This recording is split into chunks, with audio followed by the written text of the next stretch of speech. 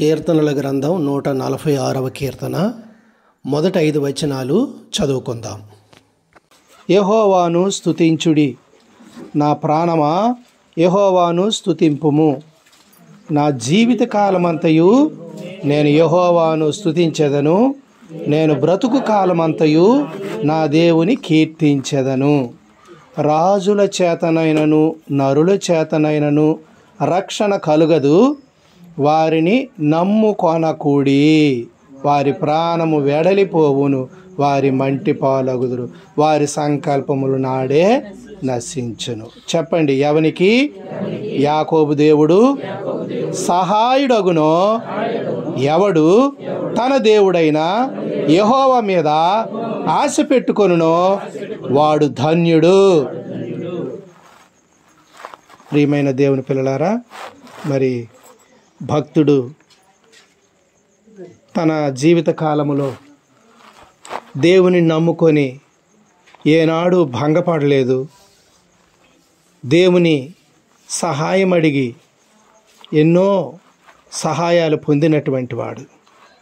కాబట్టి దేవుడు ఎవరికి సహాయపడతాడో, ఆ దేవుని మీద ఎవరు ఆశ పెట్టుకుంటారో, ఆయన కొరకు ఎదురు చూస్తారో ఆ మనుషుడే ధన్యుడు అనే అనుభవపూర్వకంగా ఇక్కడ చెబుతా ఉన్నాడు. అందుకే దేవుని రుచి చూచిన తాను ఏమని పలుకుతున్నాడు అని అంటే, నా జీవిత కాలమంతయు, నా బ్రతుకు దినములన్నీయు అంటున్నాడు. నిజంగా ఎంత గొప్ప సంగతి! రుచి చూచి తెలుసుకొనుడి యెహోవా ఉత్తముడని, ఆయనను ఆశ్రయించు నరుడు ధన్యుడు అని 34వ కీర్తనలో కూడా వ్రాయబడింది. కాబట్టి దేవుని గూర్చి ఇంకా ఎవరో చెప్పాలి, ఇంకెవరో బోధించాలి అని కాదు. ఆయన ఆజ్ఞలు గైకోనండి, ఆయన మార్గంలో నడుచుకోండి, ఇంకెవరు మనకు బోధించవలసినటువంటి అవసరము లేదు. హెబ్రీయులకు రాసిన పత్రిక 8వ అధ్యాయము, అక్కడ దేవుని యొక్క వాక్యములో మనం చూసినప్పుడు దేవుడే మన హృదయ పలకల మీద ఆయన ఏం చేశాడంటే, ఆయన గూర్చిన సంగతులు మరి మనకు తెలియచేసి మన హృదయంలో మరి దేవుడు ఆయన యెడల విశ్వాసతను పుట్టిస్తూ ఉన్నటువంటి వాడిగా ఉన్నాడు. అందుకే 10వ వచనాన్ని మనము చూస్తాము. దయచేసి 8 నుండి మనము చదువుతాము. అయితే ఆయన ఆక్షేపించి వారితో ఎలాగో చెప్పుచున్నాడు, ప్రభు ఇట్లనెను, ఇదిగో ఒక కాలము వచ్చుచున్నది, అప్పటిలో ఇశ్రాయేలు ఇంటి వారితోనూ యోధా ఇంటి వారితోనూ నేను క్రొత్త నిబంధన చేయుదును. అది నేను ఐగుప్తు దేశములో నుండి వీరి పితరులను వెలుపలికి రప్పించుటకై వారిని చెయ్యి పట్టుకొనిన దినమున వారితో నేను చేసిన నిబంధన వంటిది కాదు. ఏమనగా, వారు నా నిబంధనలో నిలవలేదు గనుక నేను వారిని అలక్ష్యము చేసి తిని అని ప్రభువు చెప్పుచున్నాడు. ఇప్పుడు 10 చదవండి. ఆ దినములైన తర్వాత ఇశ్రాయేలు ఇంటి వారితో నేను చేసే నిబంధన ఏమిటంటే, వారి మనస్సులో నా ధర్మ విధులను ఉంచెదను, వారి హృదయముల మీద వాటిని వ్రాయుదును. నేను వారికి దేవుడినయ్యుందును, వారు నాకు ప్రజలయ్యుందురు. 11 వారిలో ఎవడును ప్రభువును తెలుసుకొనుడని తన పట్టణస్థునికైనను తన సహోదరునికైనను ఉపదేశము చేయడు. వారిలో చిన్నలు మొదలుకొని పెద్దల వరకు అందరూ నన్ను తెలుసుకొందురు. నేను వారి దోషముల విషయమై దయ కలిగి వారి పాపములను ఇక ఎన్నడూనూ జ్ఞాపకము చేసుకొనని ప్రభువు సెలవిచ్చుచున్నాడు. ప్రియమైన దేవుని పిల్లారా, చూసారా? దేవుని గూర్చి సహోదరుడైనా సహోదరికైనా ఇంకెవరైనా చెప్పవలసిన అవసరం లేదు. దేవుడు వారి హృదయంలో ధర్మ విధులు వ్రాయించి ఉంచాడు. అదే నూతన నిబంధన. కాబట్టి దేవుడు తన ఆత్మను నీకు అనుగ్రహించాడు. ఆ ఆత్మ అన్ని సంగతులు మనకి బోధించేటటువంటి వాడిగా ఉన్నాడు. ప్రియమైనటువంటి దేవుని పిల్లరా, దైవ వాక్యము అనుదిన ఆహారము వలె మనం దాన్ని ఏం చేయాలంటే చదివి ధ్యానించి ఆత్మీయమైనటువంటి ఆకలిని మనము తీర్చుకోవాలి. కాబట్టి ఈనాడు అనుభవపూర్వకంగా ఆనాడు భక్తుడు చెప్పాడు, ఈనాడు మన జీవిత అనుభవాల్లో కూడా దేవుని యొక్క మహాత్యాన్ని, గొప్పతనాన్ని మరి చూస్తూ ఉన్నాము.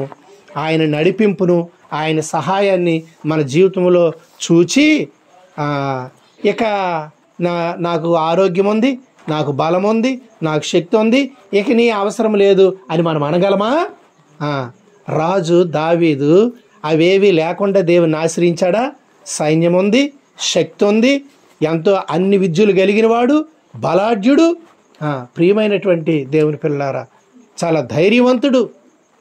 అయితే తాను రుచి చూసినటువంటి దేవుని, తను ఆధారపడినటువంటి దేవుని, తను నమ్ముకున్నటువంటి దేవుడు ఎంత శక్తివంతుడో, ఎంత బలవంతుడో తన జీవితంలో అనుభవించాడు. అందుకే ఆయన చెప్పాడు, నా దేవుణ్ణి నేను తెలుసుకొనను కనుక నా జీవితకాలం అంతా ఆయన స్తుతిస్తాను, నా బ్రతుకు దినములన్నిట ఆయన నేను కీర్తిస్తాను.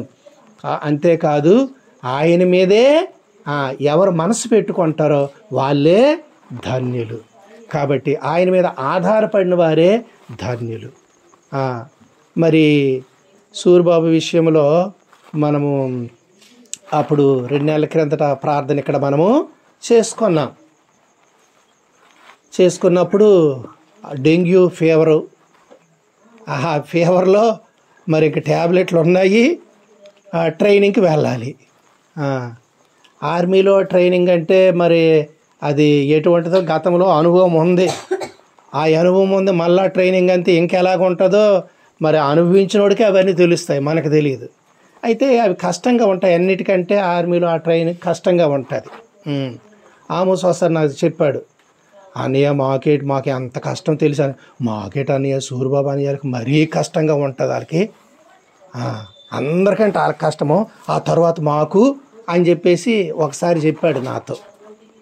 అతను చాలా కష్టపడి ట్రైనింగ్ చేసి ఆ దినాల్లో మరి ఉన్నప్పుడు నాకు చెప్పినటువంటి విషయం. కాబట్టి ప్రియమైనటువంటి దేవుని పిల్లారా, ఈ రీతిగా మరి ఈ డెంగ్యూ ఫీవరు మరి ఇలా తగ్గిందో లేదో, ఏదో పథ్యంగా ఉండాలి, లేకపోతే ఆ ట్యాబ్లెట్లు ఇంకా వెయ్యాలి, నీరసంగా ఉంది, అటువంటి పరిస్థితుల్లోనే మరలా వెళ్ళవలసి వచ్చినప్పుడు మరి ఆలోచించినప్పుడు తను ఎంత భయపడి ఉంటాడో మనకి కూడా చాలా, ఏమిటి మళ్ళీ ఈ జ్వరం తిరగబెడుతుందా ట్రైనింగ్ చేసి, ఇది కష్టమైనటువంటి పరిస్థితులు అనుకున్నప్పుడు మరి కూడికి ఎలాగ ఏర్పాటు చేసుకున్నారు, ప్రార్థన చేసుకొని మరి ఆ దినాల్లో మరి వెళ్ళడం జరిగింది. అయితే ఇప్పుడు తానిచ్చినటువంటి సాక్ష్యము మరి విన్నప్పుడు దేవుడు ఎంత కృప కలిగినటువంటి వాడు, ఏమీ తినకూడదు, అది తింటే ఏమవుతుందో, ఇది తింటే ఏమవుతుందో అనుకున్న పరిస్థితిలో మరి అక్కడ ట్రైనింగ్కి వెళ్ళిన తర్వాత అక్కడ పెట్టిందేదో తినాలి, మరి నిద్ర ఆహారాలు మరి పక్కన పెట్టి అవి అంత కష్టమైనటువంటి ఆ ట్రైనింగ్లో ఉండాలి. దేవుడు వాటన్నిటిలో సహాయం చేశాడు. సహాయం చేసి ఆ పోస్టింగ్ మరలా ఢిల్లీలో ఇచ్చి, ఆర్మీలో చేసి ఇప్పుడు నేవీలో మరి అక్కడ ఇచ్చి మరొక కొత్త అనుభవంలోనికి దేవుడు తీసుకొని వెళ్ళబోతున్నాడు. కాబట్టి అన్నిటిలో దేవునికి మనం కృతజ్ఞతాస్తుతులు చెల్లించాలన్నటువంటిదే దేవుని యొక్క ఉద్దేశం. మన జీవితంలో ఎప్పుడు కూడా మనము కృతజ్ఞతలు చెల్లిస్తూనే ఉండాలి. ఆయన చేసిన మేలులకి, ఉపకారాలకి, ప్రతిదానికి మనం కృతజ్ఞతలు చెల్లించాలి. ఇలాగూ చేయడం మన విషయంలో దేవుని చిత్తము అని తెస్సలోనికైలకు రాసిన పత్రికలో పౌలు గారు రాశారు. అంతేకాకుండా మరి వారికి కృతజ్ఞతా బుద్ధి పుట్టిస్తాను అని యెషయా గ్రంథంలో కూడా దేవుడు చెప్పాడు. ఎందుకంటే కృతజ్ఞత లేనటువంటి జీవితము దేవుడు అంగీకరించడు. దేవుడి నుండి ఎన్నో పొందుతాం మనము, వాటన్నిటికీ ఎల్లప్పుడూ కృతజ్ఞత కలిగి మనము ఉండాలి. కృతజ్ఞత కలిగి ఉండాలి. నేను అతడు మరి నీవు నాకు మొర్రపెట్టు, నీకు ఉత్తరం ఇస్తాను అని దేవుడు చెప్పాడు. అంతేకాదు శ్రమలో నేను అతనికి తోడై ఉంటాను అని చెప్పాడు. అంతేకాదు నీ శ్రమలో నీవు నాకు మొర్రపెడతావు, నీకు సహాయం చేస్తాను, నేను నిన్ను విడిపిస్తాను, నీవు నన్ను మహిమపరుస్తావు అంటాడు దేవుడు. కాబట్టి అన్ని విషయాల్లో ప్రభు మనకు సహాయం చేసినప్పుడు మనం ఆయనకు కృతజ్ఞతాస్తుతులు అనేటటువంటివి చెల్లించాలి. 46వ కీర్తన 1వ వచనం, మనము చదువుతాం. 46 మొదటి వచనం చదవండి. దేవుడు మనకు ఆశ్రయమును దుర్గమునై ఉన్నాడు, ఆపత్కాలములో ఆయనే నమ్ముకోదగినటువంటి సహాయకుడు. ఆ బలహీనతలో ఎవరు బలమిస్తారు? ఆ యొక్క మరి ఇక్కడ హాస్పిటల్లో ఉండి అన్ని మందులు వాడి అప్పుడే వచ్చి ఒక వారమైన అయిందా ఉండి 10 రోజులు ఆ జ్వరము వచ్చిన తర్వాత 10 రోజులు ఉండి వెంటనే ట్రైన్కి వెళ్ళవలసి వచ్చింది. కాబట్టి ప్రియమైనటువంటి దేవుని పిల్లారా, ఆపత్కాలములో యెహోవా మనకి ఆశ్రయము, దుర్గము, నమ్ముకోదగినటువంటి సహాయకుడు. నమ్మదగిన వాడు. ఆపదల్లో ఎవరు సహాయం చేస్తారు? ఎవరు సహాయం చేయలేరు. తల్లి అయినా, భార్య అయినా, పిల్లలైనా, లేకపోతే తోబుట్టిన వారైనా, రక్త సంబంధులు ఎవరైనా సరే ఎవరు కూడా ఏ సహాయం చేయలేరు. దేవుడే సహాయం చేయాలి.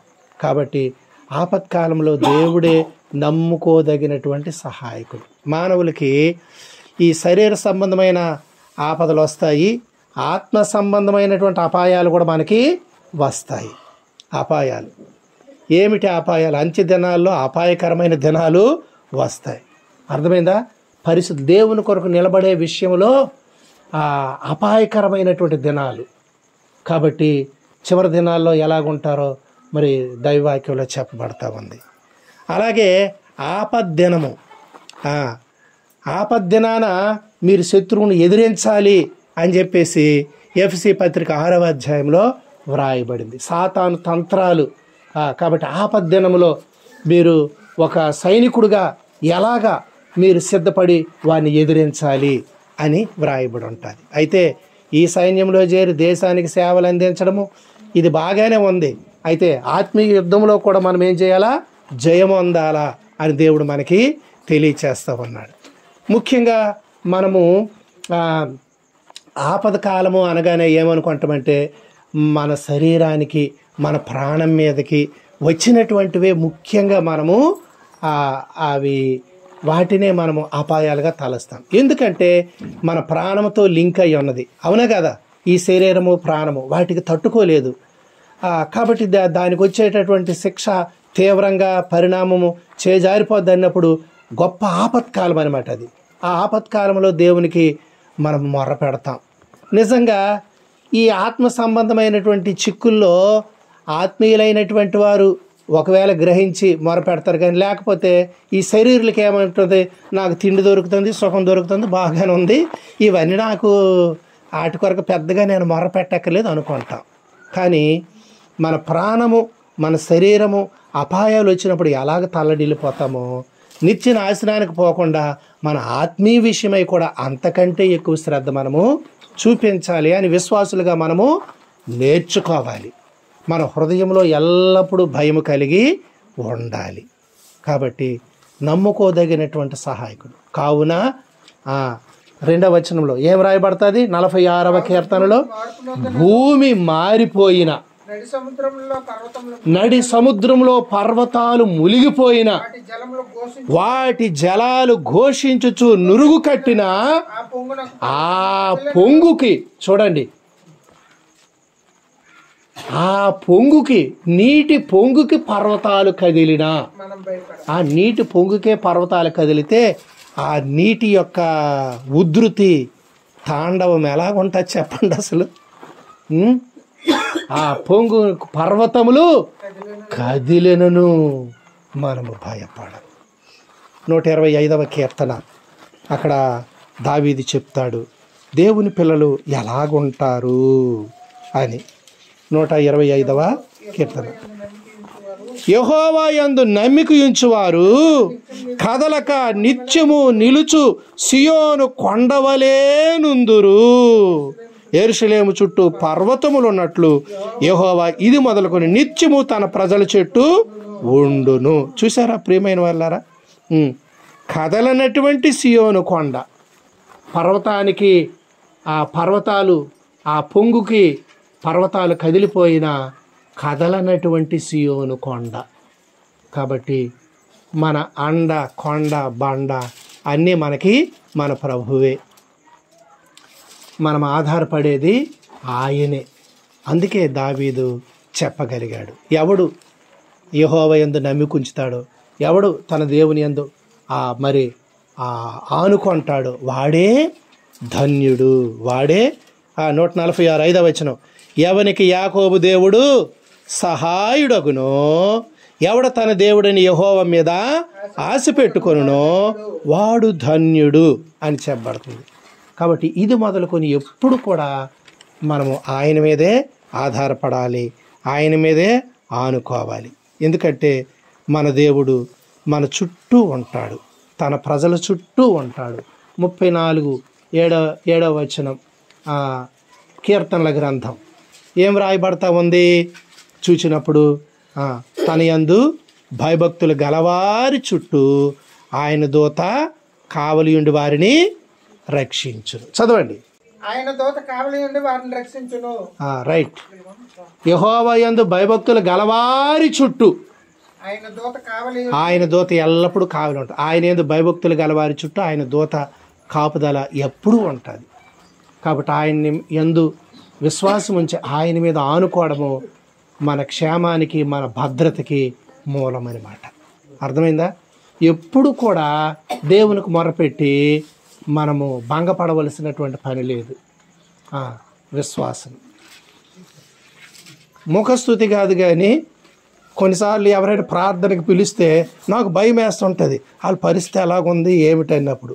ఈ విషయంలో కూడా చూసాము, నాకేం అవదు మామయ్య, నాకు అది ఇది, లేకపోతే దేవుడు ఎందుకు మాకు సహాయం చేయ, తప్పకుండా సహాయం చేస్తాడు. పలుసార్లు ఈమె నోటంటే ఆ మాట విన్నప్పుడు, దేవా నువ్వు నిబ్రమైన మనసు ఇచ్చావు, విశ్వాసం ఇచ్చావు అని దేవుణ్ణి కొనియాడుతూ వచ్చాం. ప్రియమైనటువంటి దేవుని పిల్లరా, నిజంగా దేవుని మీద ఆనుకునేటటువంటి ఆ యొక్క విశ్వాసం 20వ కీర్తన అక్కడ మనము చూస్తాము. కీర్తనల గ్రంథం 20 మొదటి వచనాన్ని చదవండి. ఆపత్కాలమందు యెహోవా నీకు ఉత్తరం ఇచ్చునుగాక, యాకోబు దేవుని నామము. చూసారా ప్రియమైనటువంటి దేవుని పిల్లారా, యాకోబు దేవుడు ఎలాగ పిలువబడుతున్నాడు, దేవుడు ఎలా పిలువబడుతున్నాడు కదా, యాకోబు దేవుడు. ఏమి యాకోబు కంటే ఇంకే పేరు దొరకలేదా దేవునికి? బైబిల్లో ఇంకెవరూ దొరకలేదా?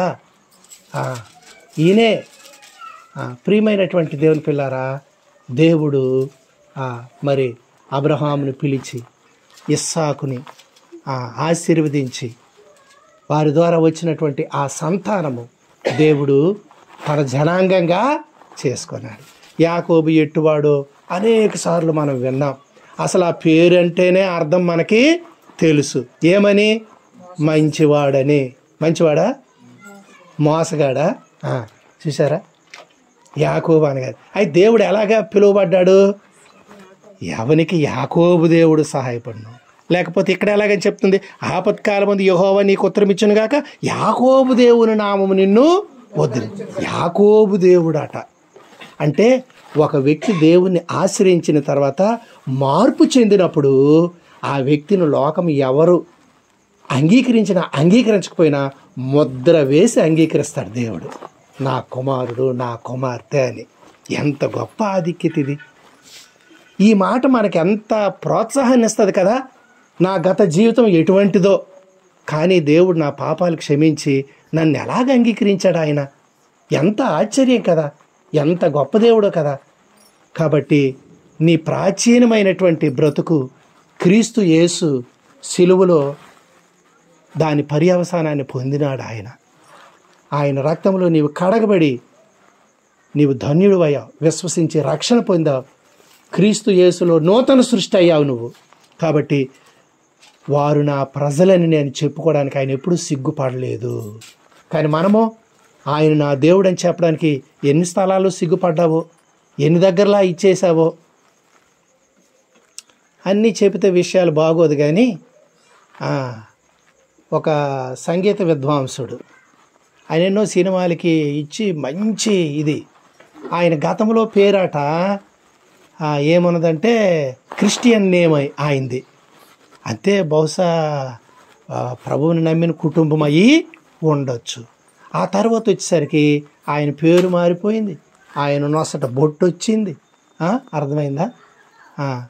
దేవుణ్ణి మనం ఎరగకపోతే ఈ లోకంలో సంపదలు రావచ్చు, పేరు ప్రఖ్యాతులు రావచ్చు, అవకాశాలు రావచ్చు. అర్థమైందా? ప్రియమైనటువంటి వాళ్ళారా, ఏమి కోల్పోతున్నామో అది ఇంకా ఏ రీతిగా కూడా సంపాదించుకోలే. జెమిమా రోడ్రిగ్స్ మొన్న ప్రపంచ కప్పు సాధించిన జట్టులో ఉంది కదా, ఫైనల్ మ్యాచ్లో ఆమె గెలిపించింది. ఆ సెమీఫైనల్లో గెలిపించింది కదా, ఫైనల్లో కాదు, సెమీఫైనల్లో గెలిచింది. మరి ఆమె అక్కడ గెలవకపోతే ఫైనల్కి వచ్చేటటువంటి జట్టే కాదు. అయితే ఆమె ఏమి చెప్పింది అంటే, ప్రభువైన యేసుక్రీస్తు వారికే నా హృదయపూర్వక వందనాలు, ఆయన నాకు బలం ఇచ్చాడు, శక్తి ఇచ్చాడు, నిలకడిచ్చి నన్ను చక్కగా నడిపించాడు అని చెప్పేసి ఆమె చెప్పిన మాట ప్రపంచంలోకి వెళ్ళిపోయింది. అయితే దాన్ని బట్టి ఎంతోమంది నెగిటివ్గా కామెంట్ చేస్తూ వచ్చారు. ఇప్పుడు దేవుని కొరకు భయపడవలసినటువంటి విషయము లేదు. మన విశ్వాసాన్ని ప్రకటించుకునే హక్కు మనకి ఉన్నది. దేవుని గూర్చి మనం సిగ్గుపడతామా? మనల గూర్చి దేవుడు సిగ్గుపడలేదే.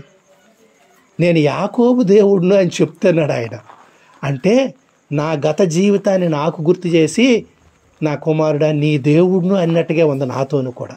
అక్కడ నా పేరు పెట్టుకోవచ్చు. ఎందుకంటే మనము కూడా ఒక పాట రాశాం, యాకోబు కన్నా మోసగాడను, రాసామా పాట? నాదు బ్రతుకు మార్చినాదు బాట నీదు బాట రాజా మరువకు. చూడండి, ఒక చరణం పాడదాం.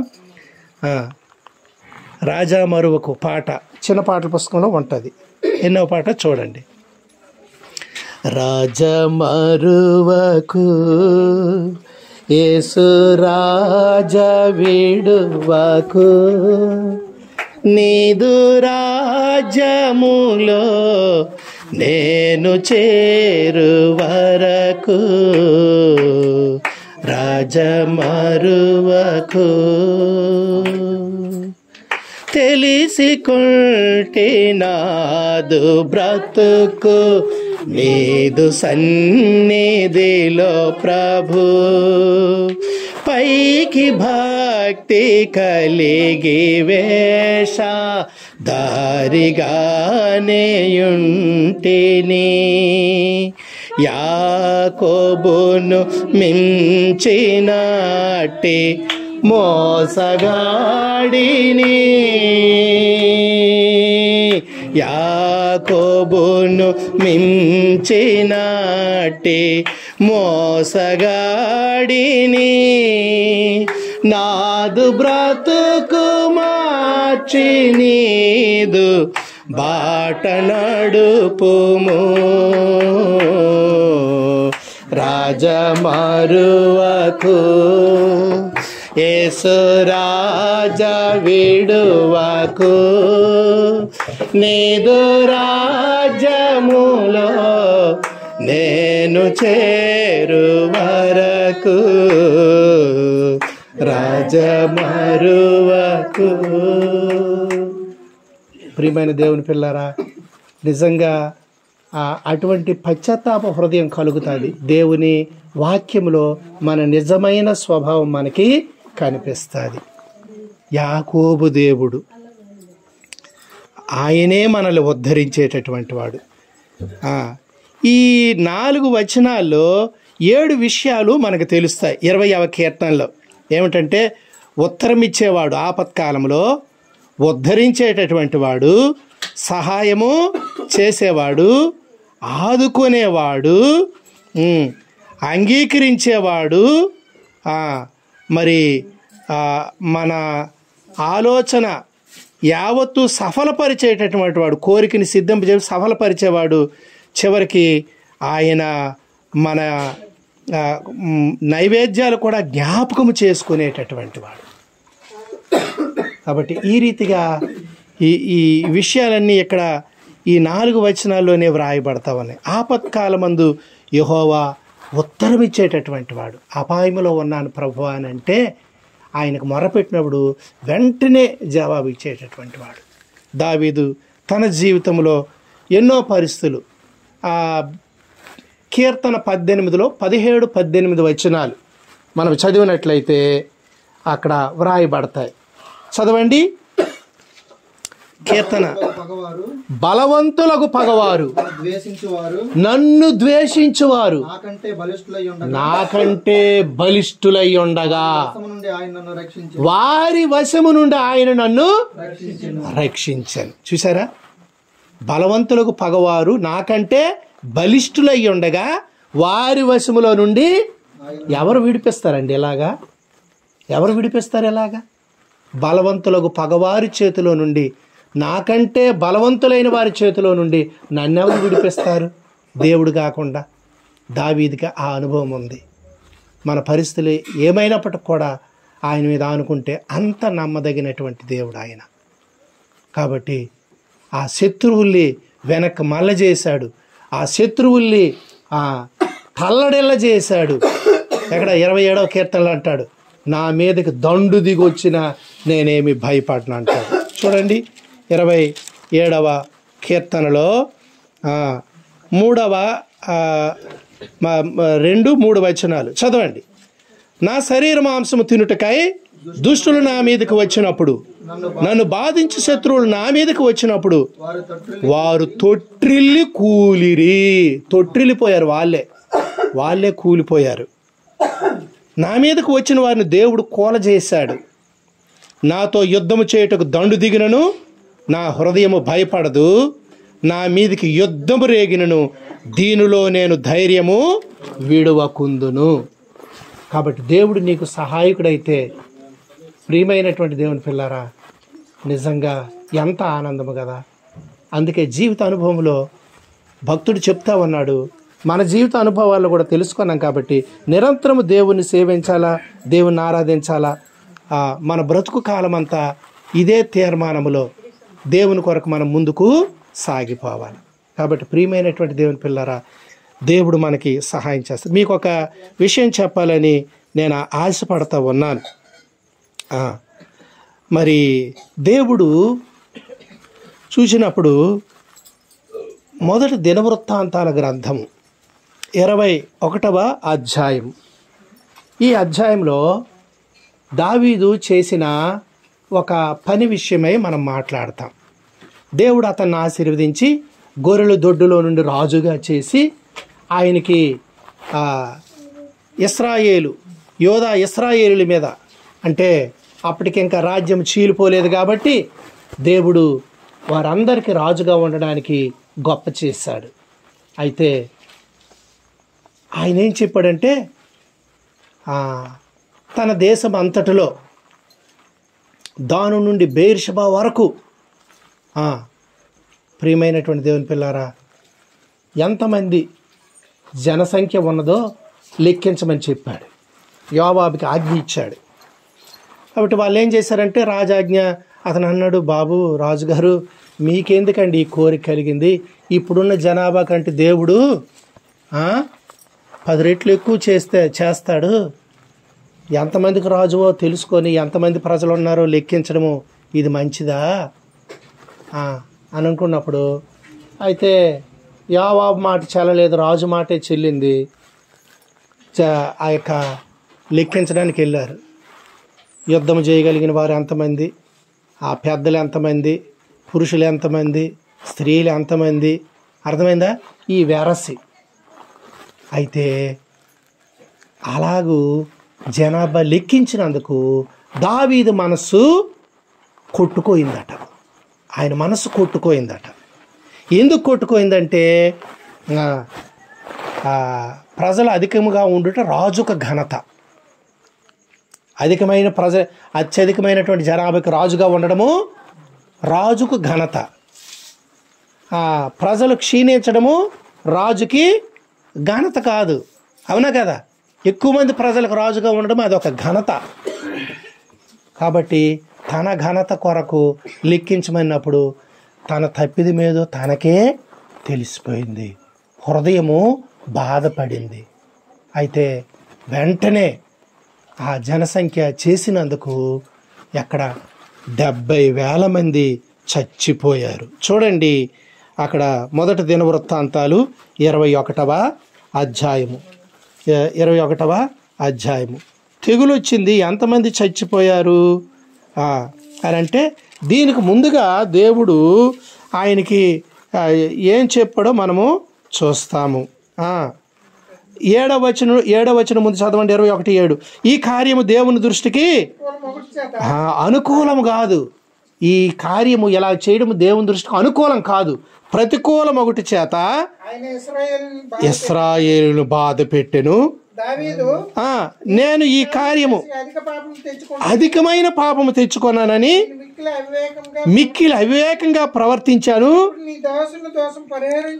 నీ దాసును దోషము పరిహరించని దేవునికి మొర్రపెట్టాడు. అప్పుడు దేవుని ద్వారా జవాబు వచ్చింది. దేవుడు మరి దావీదు దగ్గరికి గాదుని పంపించాడు, దీర్ఘదర్శకుడు. యెహోవా సెలవిచ్చిందేమనగా 3 విషయములు నిన్ను ఎదుట ఉంచి ఉన్నాను, వాటిలో ఒకదాన్ని నీవు కోరుకుని దాన్ని నీకు చేయుదును. చూడండి శిక్ష ఏమిటో 3 విషయాలు నువ్వు దావీదుకి చెప్పు, దావీదు ఏది కోరుకుంటే అది నేను పంపిస్తాను. ఇదేంటండి ఇలాగా? దేవుడు వెంటనే శిక్షించవచ్చు కదా, కానీ శిక్ష విధించినప్పుడు దావీదుకి చాయిస్ ఇచ్చాడు దేవుడు.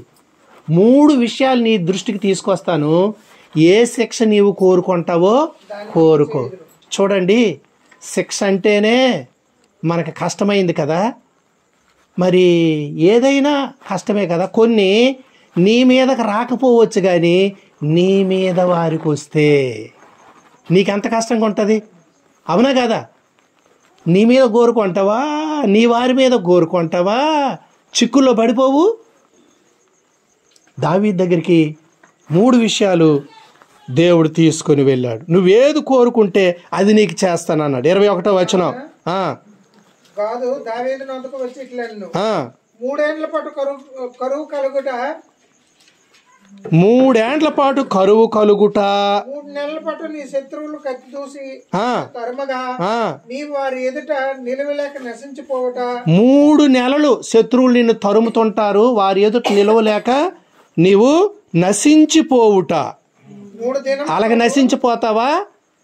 ఇలాగా 3 ఏండ్లు కరువు నీ దేశం మీద కావాలా? ఇంకా 3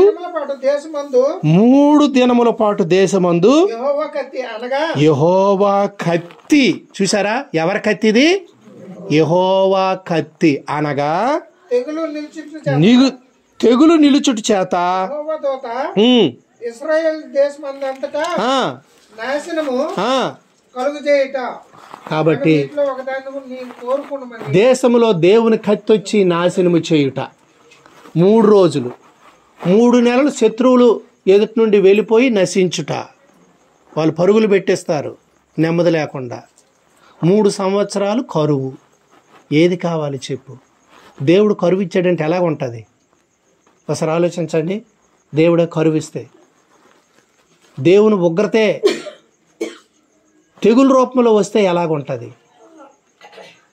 దేవుడే నీకు పగవారిగా చేస్తే వారి ఎదుట నువ్వు నిలబడగలవా? అప్పుడు దావీదు చెప్పిన మాట 13వ వచనంలో మనం చదువుతాం. నేను మిక్కిలి ఇరుకులో చిక్కి ఉన్నాను, యెహోవా మహాకృపగలవాడు, నేను మనుషుల చేతిలో పడక ఆయన చేతిలోనే పడుదునుగా కానీ గాదుతో ఆయనను. ప్రియమైనటువంటి దేవుని పిల్లలారా, ఇక్కడ చూసినప్పుడు మరి నేనేం కోరుకోవాలో నాకు తెలియదు. 3 దినాలు తెగులని కోరుకుంటానా? 3 నెలలు శత్రువుల దగ్గర మరి నేను ఇచ్చేయగలనా? లేకపోతే 3 సంవత్సరాల కరువు వస్తే మంచిదని నేను చెప్పగలనా? 3 సంవత్సరాల కరువు వస్తే దేశమంతా అయిపోతుంది అంతే. శత్రువు వచ్చి ఈయన్ని నాశనము చేస్తే ఈయన మరి ఉండడు. 3 దినాలు తెగులు వస్తే దేవుని ఉగ్రత తెగుల్లాగా వచ్చి ఏమవుతుందో తెలియదు. ఇటువంటప్పుడు నేనేమి కోరుకోగలను? కృపగలిగిన దేవుడు ఉన్నాడు, ఆయన చేతిలోనే పడతాను. ఆయనకి ఏది ఇష్టమో అదే చెయ్యని, నేనేమీ చేయలేను. ఎందుకంటే ఆయనే న్యాయకర్త. ఒక మాట ఆయన ఉపయోగిస్తాడు, యెహోవా కృపగలవాడు అని. ఏమంటాడు? యెహోవా కృపగలవాడు. దీని వెనుక, ఈ భాగం వెనుక మీకెన్నో ఏముంటాయంటే డౌట్లు ఉంటాయి. దావీదు చేసినటువంటి తప్పుకి ఏమైందంటే 3 దినాలు తెగిలే వచ్చింది. 3 దినాలు తెగిలే వచ్చింది. తెగులు వచ్చినప్పుడు ఏమైంది అని అంటే, ప్రియమైనటువంటి దేవుని పిల్లలారా, ఆ దేవుని ఖడ్గము దూత పట్టుకొని ఆయన ఏం చేశాడంటే, మరి వారిని కత్తివాత మరి హతము చేయడము జరిగింది. ప్రియమైనటువంటి దేవుని పిల్లరా, ఆ 15వ వచనములో యెహోవా ఇశ్రాయేలు మీదకి మరి తెగులే పంపించాడు. 70,000 మంది చచ్చిపోయారు. అంటే ఏ జనాభాని చూసి అతను అతిశయించాడో దేవుడు ఆ జనాభాని ఏం చేశాడు? తగ్గించాడు. ప్రియమైనటువంటి దేవుని పిల్లరా, దీనికి ఇంకొక కారణం కూడా మనము 21వ అధ్యాయంలో ఆ 1వ వచనంలో చదువుతాం. చూడండి. తరువాత సాతాను ఇశ్రాయేలుకు విరోధంగా లేచి ఇశ్రాయేలును లెక్కించుటకు దావీదును ప్రేరేపింపగా, సాతానే ఈ ఉద్దేశం కలుగు చేశాడట. సాతాను ఏం చేస్తాడంటే, ఏదో ఒక చిక్కుల్లో మనల్ని పడేసి, అర్థమైందా, దేవునికి విరోధులుగా చేయడమే సాతాను యొక్క పని. ఆ ఉచ్చులో ఎవరు పడిపోయారు? దావీదు పడిపోయాడు. అపవాది ఏం చేస్తాడంటే, ఏదో ఒక ఉచ్చులో నిన్ను చిక్కించుకుంటాడు. అందుకే ప్రకటన గ్రంథంలో ఏం రాయబడిందంటే, ఆ యొక్క 12వ అధ్యాయంలో, అనుదినము మన సహోదరుల మీద మన దేవుని ఎదుట నేరము మోపువాడైనటువంటి అపవాది అని వ్రాయబడింది. ప్రతిరోజు కూడా ఏం చేస్తాడంటే మన మీద నేరం మోపడమే. చూడు అలాగ చూస్తున్నాడు, చూడు ఇలాగ ఆలోచిస్తున్నాడు, చూడు అది చేస్తున్నాడు. కాబట్టి ప్రియమైనటువంటి దేవుని పిల్లారా, అపవాది ఎప్పుడు కూడా మన మీద దేవుని ఎదుట మరి ఆక్షేపణ చేసేటటువంటి వాడే. చదవండి. మరి 9వ వచనంలో ఉంది, 12:9. కాగా సర్వలోకమును మోసపుచ్చుచు అపవాదియును సాతానియును ఆది సర్పమైన ఆ మహా ఘట సర్పం పడద్రోయబడును. కాబట్టి ప్రియమైనటువంటి దేవుని పిల్లలారా, మరి ఆ ఘట సర్పము అని వ్రాయబడింది. ఆది సర్పమైన ఆ మహా ఘట సర్పము. 10వ వచనంలో మరి ఆ మాట వ్రాయబడింది. స్వరము పరలోకము నుండి వింటిని రాత్రింబగళ్ళు మన దేవుని ఎదుట మన సహోదరుల మీద నేరము మోపువాడైన అపవాది. చూసారా, మన మీద ఎప్పుడు నేరం మోపుతాడు. నేరారోపణమైనటువంటి ఆ మనస్సు మలినము మనకి కలుగు చేసిన తర్వాత నేరము ఒప్పుకోకుండా మరలా హృదయాన్ని కఠినపరుస్తాడు. ఇలాగ చేయడం వల్ల మనం దేవునికి విరోధులం అవుతాం. ఎంత భయంకరమైనటువంటి పరిస్థితి. 70,000 మంది చచ్చిపోయినప్పుడు దావీదు అంత దుఃఖించి అన్నాడు, నాయన గొర్రెలు వంటి వీళ్ళు ఏమి చేశారు? నేను చేశాను పాపము, నా ఇంటి వారు చేశారు పాపము, గొర్రెల వంటి వీళ్ళు ఏమి చేశారు? కాబట్టి ఎంతో పశ్చాత్తాపడ్డాడు, ఎంతో బాధపడ్డాడు. వచనం, దావీదు జనులు ఎంచుమని ఆజ్ఞ ఇచ్చిన వాడు నేనే కదా, పాపము చేసి చెడుతనము జరిగించిన వాడును నేనే కదా. 1 దినవృత్తాంతాలు 21లో చదువుతాను. గొర్రెల వంటి వారు వీరేమి చేశారు నాయన? నా దేవుడైన యెహోవా బాధపెట్టు నీ చెయ్యి నీ జనుల మీద ఉండకుండా నా మీదను నా తండ్రి ఇంటి వారి మీదను ఉండనిమ్మని దేవునితో మనం చేస్తాం. అయ్యా, నీ హస్తము నీ ఖడ్గము నా మీద నా తండ్రి ఇంటి వారి మీదే ఉండాలి. ఎందుకంటే ఈ దోషము నేను చేశాను నాయన అని వేడుకొన్నాడు. యెరూషలేము దగ్గరికి మరి ఆ దూత వచ్చి ఖడ్గము చాపినప్పుడు దేవుడు అన్నాడు, చాలు చాలు, నీ కత్తి నీ వరలో పెట్టు, ఎందుకంటే ఈ పట్టణము దావీదుకి ఇచ్చాను. ఈ పట్టణము యెరూషలేమును కాపాడేవాడు కునుకడు నిద్రపోడు. అంతేకాదు దావీదుకి సింహాసనం ఇచ్చాను. దావీదు మరి ఆ బెత్షెబా విషయంలో పాపము చేశాడు. ఇదిగో ఈ యొక్క మరి ఆ జనాభా లెక్కించే విషయంలో ప్రియమైనటువంటి దేవుడు అతడు కూడా మార్పు చెందిన తర్వాత దేవునికి చాలా నమ్మకస్తుడు అయిపోయాడు. దేవుని కృప ఎవరైనా పొందకపోతే, పాపము చేసి వారికి శిక్ష విధి అన్నప్పుడు దేవుని తోటి తిరగకపోతే, దేవుని మీద ఆనుకోకపోతే మానవుడు దేవుని ఉగ్రతను సహించలేడు. దావీదును దేవుడు కరుణించాడు. నేను చెప్పే విషయం ఏమిటంటే, ఆపత్కాలము, ఎంతకంటే ఆపత్కాలం ఏదైనా ఉందా? అందుకే 20వ అధ్యాయంలో 1వ వచనంలో ఆపత్కాలమందు యెహోవా నీకు ఉత్తరం ఇచ్చునుగాక. దేవుని జవాబు. దావీదు జీవితంలో ఆ 70,000 మంది చచ్చిపోయినప్పుడు వీరేమి చేశారు? వాళ్ళ చావుకి నేనే కారణం. కానీ సాతాను దీని వెనుకొన్నాడు. సాతాను ఏం చేశాడంటే జనాభాను లెక్కించని చెప్పాడు. జనాభాను లెక్కించి దేవుని ఉగ్రత వాళ్ళ మీదకి వచ్చినప్పుడు దేవుని కోపం వారి మీదకి వెళ్తుంది, వారు చచ్చిపోతారు. ఇదే అంశము సంఖ్యాకాండంలో ఇంకొక విషయం మనకు గుర్తొస్తుంది. వినండి, ఏమిటంటే బిలాము ఉన్నాడు. బిలాము బాలాకు రాజు పిలిచాడు, నీకు బహుమానాలు ఇస్తాను, ఐగుప్తు నుండి ఒక జనం వస్తుంది, వాళ్ళు అక్కడ బానిసలుగా ఉన్నారు ఇశ్రాయేలీలు 430 ఏండ్లు. ఆ బానిసత్వం అయిపోయిన తర్వాత దేవుడు మోషేని పంపించి వారిని విడిపించినప్పుడు ఈ మోయాబు దేశం గుండా వారు వెళ్ళిపోతున్నప్పుడు ఈ జనుల్ని శపించుదురా అని చెప్పాడు. ఎవరిని? బాలాకు రాజు బిలాము ప్రవక్తని. అంటే దేవుని దాసుడు ఆ ప్రవక్త వాళ్ళని శపిస్తే వాళ్ళ మీదకి శాపం వస్తుందని ఆశ పెట్టుకొని అన్యరాజు పిలిచాడు. అన్యరాజు ఎవరు పిలిచాడు? దేవుని ప్రవక్తని పిలిచాడు. ఎవరిని శపించాలా? దేవుని ప్రజల్లే శపించాలా. చూసారా ఎలాగుంది? బహుమానం ఆశించి దేవుని ప్రజల్లే శపించడానికి బయలుదేరాడు బిలాము. ఎటువంటి ప్రవక్త చూడండి. దేవుని ప్రజల క్షేమాన్ని కోరక నాకు బహుమానం వస్తుంది, వాళ్ళు ఏమైపోతే నాకెందుకు, వాళ్ళని శపిస్తానని 7 బలిపీఠాలు కట్టి 7 బలులు ఇచ్చి దేవుని స్వరం కొరకు వింటున్నాడు. దేవుడు ముమ్మారు కూడా అతనికి వారు దీవించబడిన వారు, వారిని శపించడానికి లేదు అని దేవుడు చెప్పాడు. ఇతడు శపిస్తాడని చెప్పి దేవుడే అతని నోట ఏం చేశాడు? దీవెన ఉంచాడనమాట. ఆ ప్రజల్ని ఇతను తిట్టాలనుకుంటే దీవించేస్తాడు. దేవుడు అలా చేశాడు. అప్పుడు ఒక ఉపాయం చెప్పాడు బాలాకు రాజుకి. ఏమిటంటే, వీళ్ళు దేవుని ప్రజలయ్యా, వీళ్ళ మీదకి శాపము రాదు.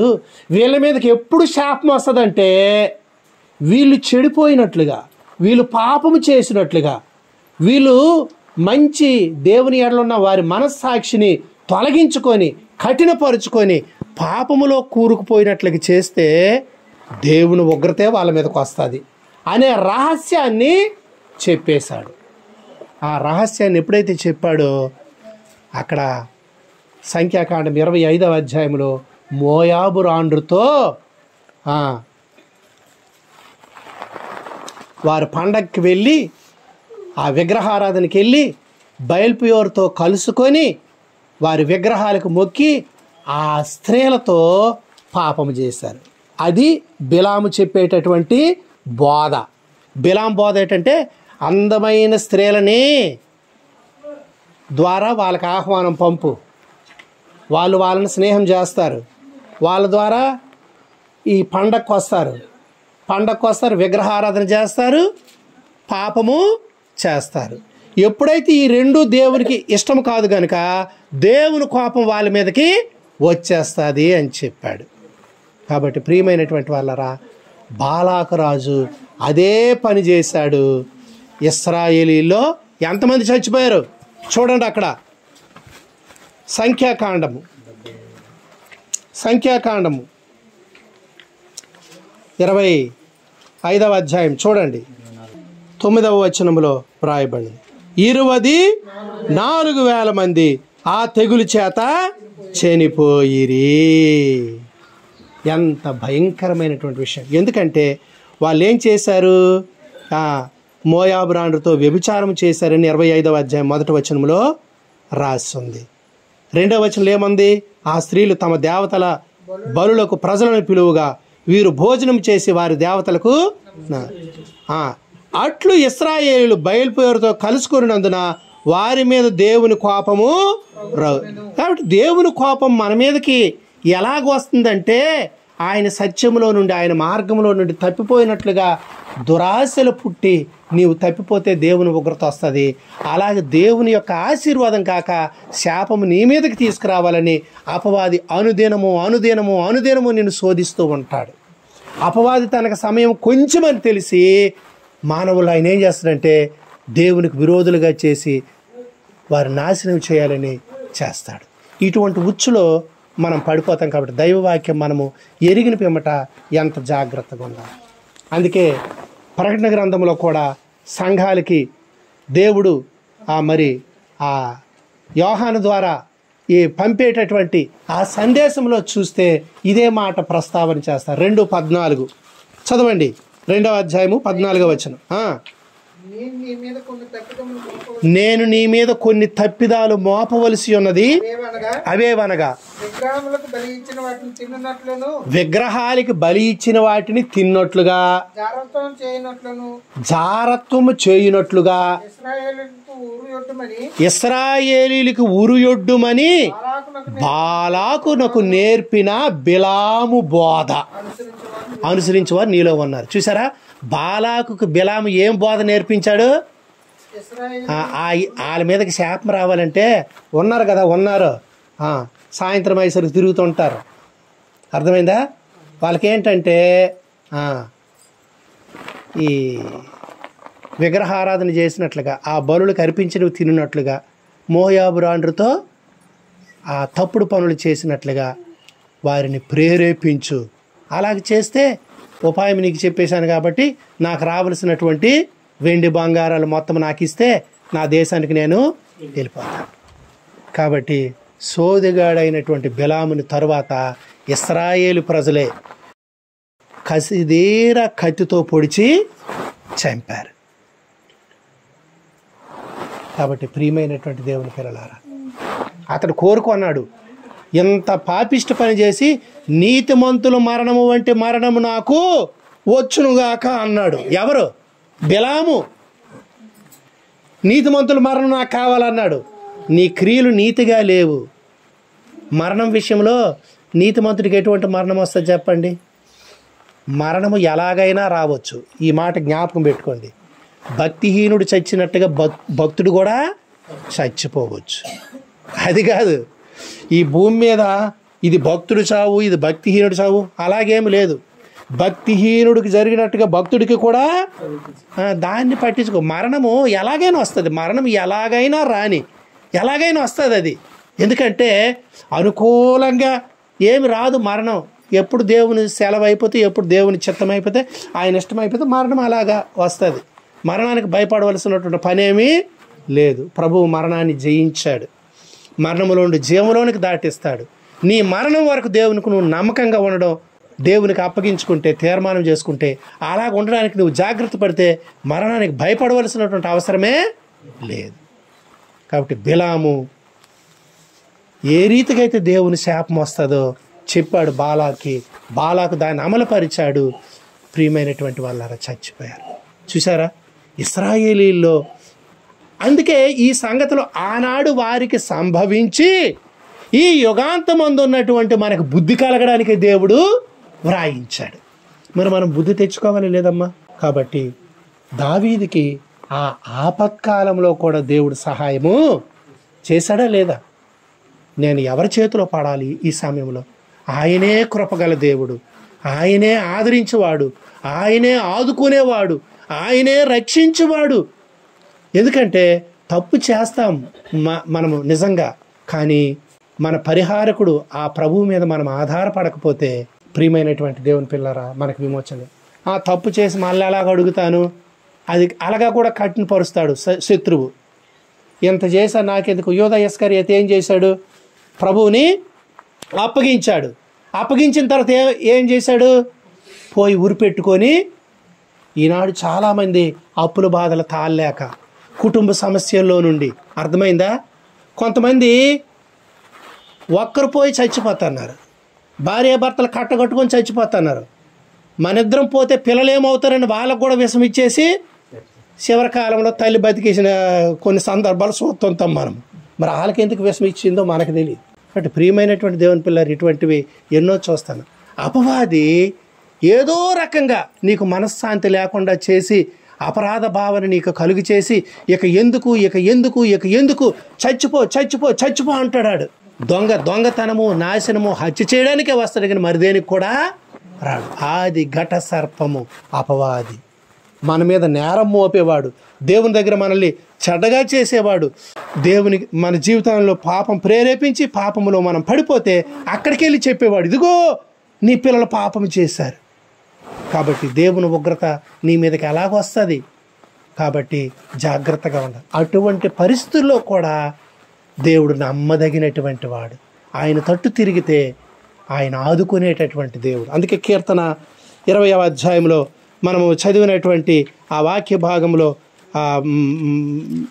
చూసినటువంటి విషయం చదవండి. మొదటి వచనం, ఆపత్కాలమందు యెహోవా నీకు ఉత్తరం ఇచ్చునుగాక, నిన్ను ఉద్ధరించునుగాక, నీకు సహాయం చేయునుగాక, సియోనులోను నిన్ను ఆదుకొనుగాక, నీ నైవేద్యములన్నిటినీ జ్ఞాపకము చేసుకొనుగాక.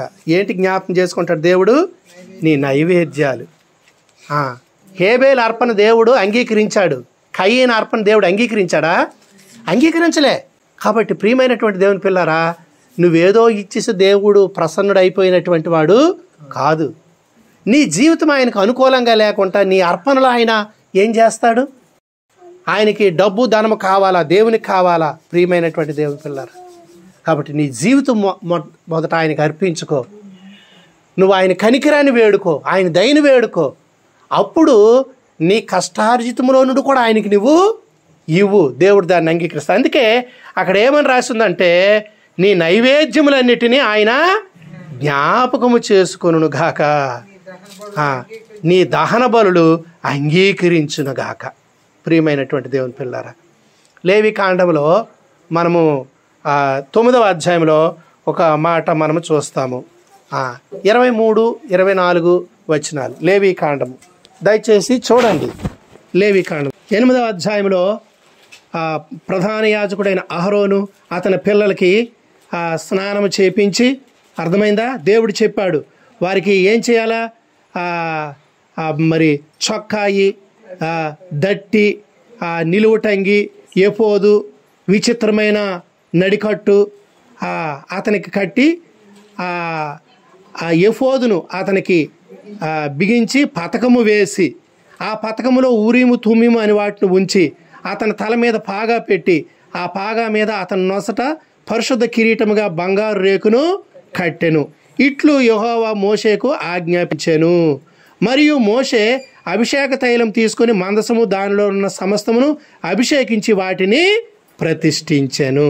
కాబట్టి 12వ వచనం, మరియు అతడు అభిషేక తైలంతో కొంచెం అహరోను తల మీద పోసి అతన్ని ప్రతిష్ఠించుటకై అతన్ని అభిషేకించెను. ఎలాగ అభిషేకించారు చూడండి, ప్రధాన యాజకుడిని. ఈ యాజకుడు అభిషేకింపు చేయబడ్డాడు. ఈ యాజకుడు ఇప్పుడు ఆ జనుల పరిహారం కొరకు, తన కొరకు బలులు అర్పించవలసిన వాడు. అప్పుడు బలు అర్పించినప్పుడు 9వ అధ్యాయంలో ఏమైందో మనము దేవుని యొక్క వాక్యము చూస్తాము. 4వ వచనం చదువుతాం. 9వ అధ్యాయంలో, సమాధాన బలిగా కోడెను, పొట్టేలును, నూనె కలిపిన నైవేద్యం తీసుకొని రండి, నేడు యెహోవా మీకు కనబడునని చెప్పుము. ఎవరు కనబడతారట? దేవుడు కనబడతారట. 6వ వచనంలో కూడా చివరిలో యెహోవా మహిమ మీకు కనబడుననెను.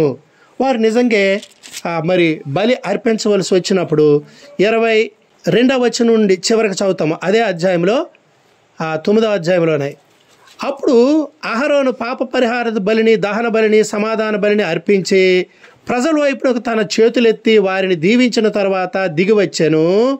మోషే అహరోనులు ప్రత్యక్ష గుడారంలోనికి పోయి వెలుపలకు వచ్చి ప్రజలను దీవింపగా యెహోవా మహిమ ప్రజలందరికీ కనబడెను. యెహోవా సన్నిధి నుండి అగ్ని బయలు వెళ్ళి బలిపీఠము మీదనున్న దహన బలి ద్రవ్యమును, కొవ్వును కాల్చివేసెను. ప్రజలందరూ దానిని చూసి ఉత్సాహ ధ్వని చేసి సాగిలపడిరి. ఎంత విచిత్రం!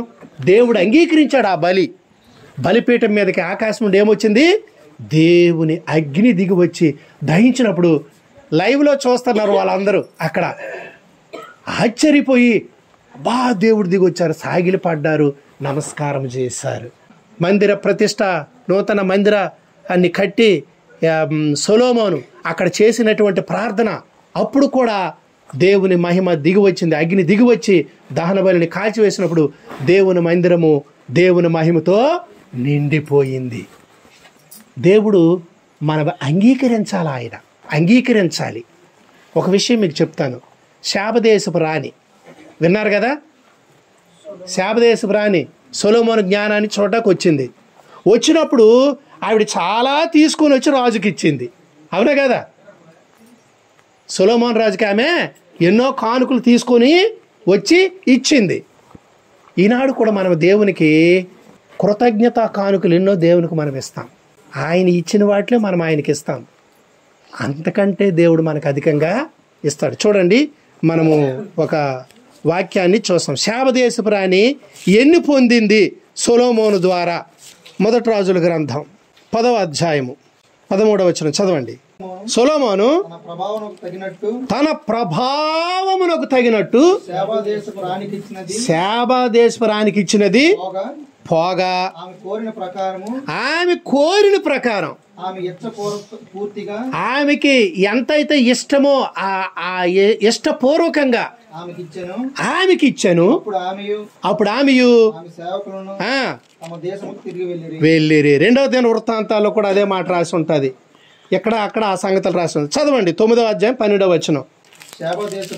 శాపదేశపు రాణి తీసుకువచ్చిన వాటికి అతడు ఇచ్చిన ప్రతి బహుమానములు గాక ఆమె మక్కువపడి అడిగినదంతయు రాజైన సొలొమోను ఆమెకి ఇచ్చెను.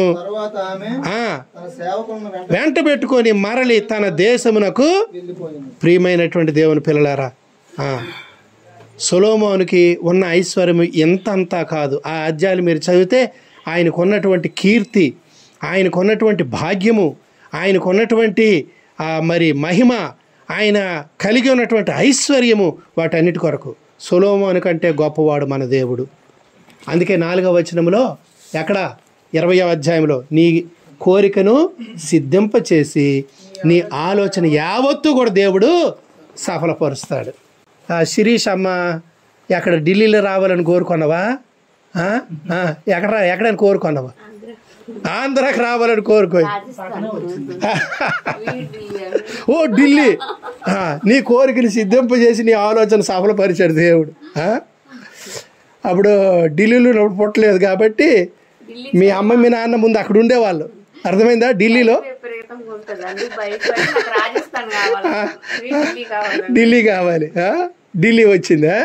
కాబట్టి ప్రియమైనటువంటి దేవుని పిల్లారా, ఆయన మరి మన ఆలోచన సఫలపరుస్తాడు. ఎన్నో విషయాలు చెప్పాలి, అయితే సమయం లేదు. కాబట్టి ప్రియమైనటువంటి దేవుని పిల్లారా, ఎక్కడ క్షేమమో ఎక్కడ మేలో మనము అడిగిందంతా అక్షరార్థంగా కాదు, కానీ మన క్షేమము కోరినటువంటి దేవుడు ఆయన మనకు తోడై ఉంటే ఎక్కడున్నా దేవుని సన్నిధి మనకుంటే అది మనకి క్షేమమే. కాబట్టి దేవుడు ఆ స్థలానికి మరి తీసుకొని వెళ్తూ ఉన్నాడు. కాబట్టి ప్రియమైనటువంటి దేవుని పిల్లారా, ఆయన మన ఆ మనోభీష్టం సఫలపరుస్తాడు అని వ్రాసి ఉంది ఆ 21వ అధ్యాయంలోనే. మరి యొక్క దేవుడు మన కోరికని సిద్ధింపజేస్తాడు. మరి నిజంగా మన ఆలోచన సఫలపరుస్తాడు. ఆయన మరి మనకు సహాయకుడు. ఆ 7 విషయాలు అవన్నీ ధ్యానిస్తే అనేక విషయాలు. అయితే ప్రియమైనటువంటి దేవుని పిల్లారా, దేవుడు ఎటువంటి ఆపత్కాల సమయంలో ఆయన మనకు సహాయకుడు మనం చూస్తూ వచ్చాము. దావీదు జీవితంలో కొన్ని సంగతులు. అలాగే మన జీవితాన్ని జ్ఞాపకం పెట్టుకున్నప్పుడు మన భౌతికానికే ఈ మాటలు వినియోగించుకోకూడదు, కానీ దేవుని విషయంలో ఎలాగైతే దేవుని ఉగ్రత మన మీదకి వస్తుందో అది ఎరిగినాం కాబట్టి ఆత్మీయ విషయంలో మరింత జాగ్రత్త కలిగి మనము మన జీవితకాలం అంతా దేవుణ్ణి స్తుతించాలి. చదవండి 146 ఆ మొదటి 2 వచనాలు చదవండి. 146 మొదటి 2 వచనాలు చదివిస్తే మనము ముగిద్దాం. యెహోవాను స్తుతించుడి, నా ప్రాణమా యెహోవాను స్తుతించుము. నా జీవిత కాలమంతయు నేను యెహోవాను స్తుతించెదను, నేను బ్రతుకు కాలమంతా నా దేవుని కీర్తించెదను. రాజుల చేతనైనా నరుల చేతనైనా రక్షణ లేదు. వారిని నమ్మి మనం మోసపోవద్దు. వారు మర్చులు, వాళ్ళు నశించిపోతారు, వారు మంటిపాలైపోతారు. కాబట్టి వాళ్ళ మీద కాదు, రాజుల మీద, అధికారుల మీద, అర్థమైందా, లోకనాథుల మీద, ఆఫీసర్ల మీద కాదు నీ దృష్టి. తర్వాత వచనం, ఎవనికి యాకోబు దేవుడు సహాయపడతాడో, ఎవడు దేవుని మీద ఆశ పెట్టుకుంటాడో వాడు ధన్యుడు. ఇశ్రాయేలు నీ భాగ్యము ఎంత గొప్పది, యెహోవా రక్షించిన నిన్ను పోలిన వాడెవడు లేడు. కాబట్టి నిత్యము యెహోవా యందు భయభక్తులు కలిగి ఆయన్ని సేవించి జీవితకాలం అంతా ఆయన మార్గంలో నడుచుకోవడమే మనకు గొప్ప ఆధిక్యత. అటువంటి కృప దీవెన మనకందరికీ దేవుడు దయచేసి నడిపించును గాక. ఆమేన్.